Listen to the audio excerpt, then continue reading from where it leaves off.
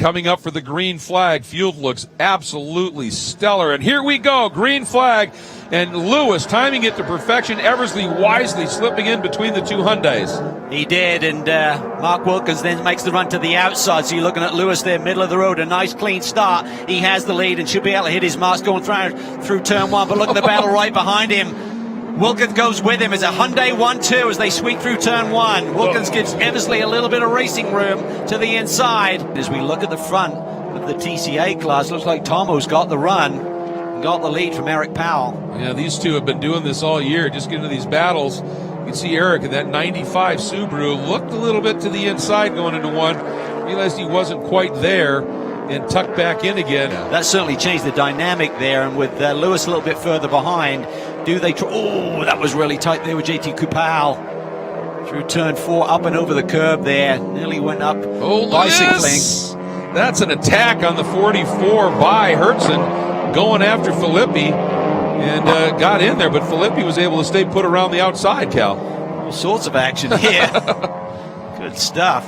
And look at the battle here as Powell takes a look. Oh, look at the rotation by O'Gorman throwing the Civic sideways. There's sprint car activities. Absolutely. Oh, Powell doing a nice job to open the lead. Didn't just give it to him either, did he? Powell said, no, thank you. I'm in a battle of my own here. Doesn't want to give up too much ground here. He recognizes that Tomo's maintaining that edge at the front. Yep.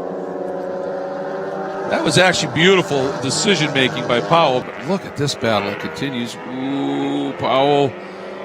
Just a ream of paper, only thing separating him from that back bumper of O'Gorman right now in this battle. He fell all day long. He's had a quicker car, but I mean, Tomo's just driven the perfect race in terms of keeping the car on point.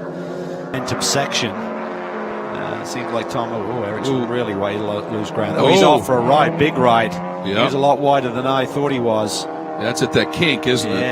Yeah, road keeps turning left, and he was going straight. Well, that takes the pressure off. Yeah, big time. And obviously, he'd like to be a little bit farther up the order here right now, just not quite on the pace. You know, he got through, and you know, he's got a margin. He's got clear track right now, and he's still just not running the laps you know he's capable of. Looking at a white flag as they come by. Everybody lapping in the low 202s right now, and we've got under a minute to go. So this racetrack to Mark Wilkins certainly been very kind with the victory last year in the Sprint X GT competition, but also remember a few years ago he came in with a pretty strong championship lead and had two DNFs, if you recall. Oh, absolutely. Lost it in the last of championship weekend. All right, here we go. O'Gorman coming around, picking up his white flag. 1 lap to go.